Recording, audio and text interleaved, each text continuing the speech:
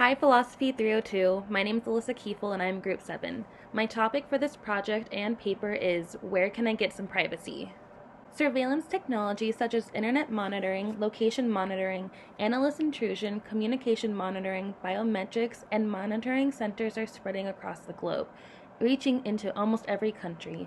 Although the USA is one of the most dominant countries in the world, we offer little to no protection to our citizens' personal privacy. The President's administration should not share citizens' personal information with anyone without their prior written consent unless it poses as a national threat. The Trump administration must support the Department of Justice to enforce any privacy legislation development by imposing stiff fines to those who do not act responsibly with our private information.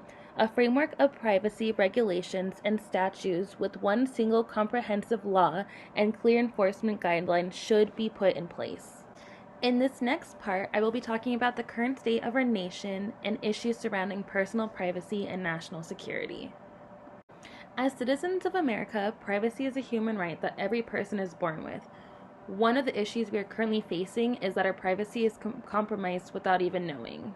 The Constitution of the United States of America offers its citizens basic privacy protections expressed by the Fourth Amendment, which provides that the right of the people to be secure in their persons, houses, papers, and effect against unreasonable searches and seizures shall not be violated, and no warrant shall issue but upon probable cause, supported by oath or affirmation, and particularly describing the place to be searched and the persons or things to be seized. After the events of the 9/11 attack by Al Qaeda, several laws and organizations were established. Congress authorized the Aviation and Transportation Security Act, which created the Transportation Security Administration, also known as TSA. TSA agents are now at all airports checking your identification, scanning your luggage, and the traveling individual.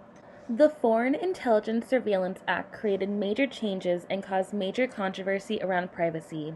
According to Ballard Spahr, the Foreign Intelligence Surveillance Act was amended in both 2001 and 2008 and lowered the legal bar for the government to engage in the wiretapping and other surveillance practice. I believe that privacy protection should only change according to national security threats or events that put the American people's safety above their personal privacy. The next topic I will be talking about is how to secure our privacy while securing our nation. Studying other countries' failures and successes with various surveillance technology and data protection policies will assist us in determining the type and amount of security measures our countries should put in place as our privacy and security regulations. Understanding the type of private information their governments have access to will help us to determine what the appropriate amount of surveillance is needed to offer our residents statutory protection as democratic safeguards in addition to being transparent and vigilant about our privacy enforcement. The United States may appear to be the leader in surveillance technology, but if you take into account the population of each country, this is not the case. If you compare the United States with 127 surveillance technology companies and its population of 327.2 million in 2018 with the United Kingdom with 104 of these companies and its population of 66.04 million in 2018, it is clear that the United Kingdom is leading this revolution. The United States has one company for approximately 2.6 million people, and the United Kingdom has approximately one company for approximately 600,000 people. With this said, unfortunately, the amount of surveillance companies per capita is not an effective way to measure the assault on an individual's right to privacy. I used Privacy International to find a criteria to rank nations on how much privacy they provided their citizens. Greece, Canada, Romania, Hungary, and Argentina were the top 5 countries of the 49 ranked. England, Singapore, Russia, Malaysia, and China are the bottom 5 countries. The framework for effectively regulating the processing of personal information should be upheld by several basic principles. These principles are generally recognized as global ethics, codes of conduct, legal and personal practices, and decisions and recommendations by policymakers. I believe that once data protection legislation is in place, it must be enforced.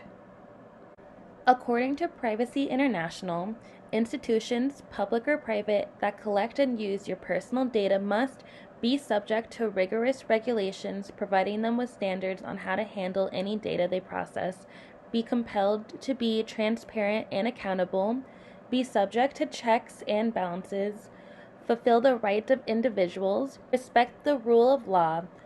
The privacy measures should be adopted by companies within the United States and our government alike. The world has become a far more dangerous place over the past decade. Our goal should be to keep our citizens safe without compromising their human rights to privacy. The United States government only have access to its citizens' social media and private conversations to protect our country from devastating attacks and to use for solving serious crimes. Companies, on the other hand, should not be able to use our personal data for any reason without the individual's private written consent. That's all for my presentation. Thanks everyone for staying through to the end.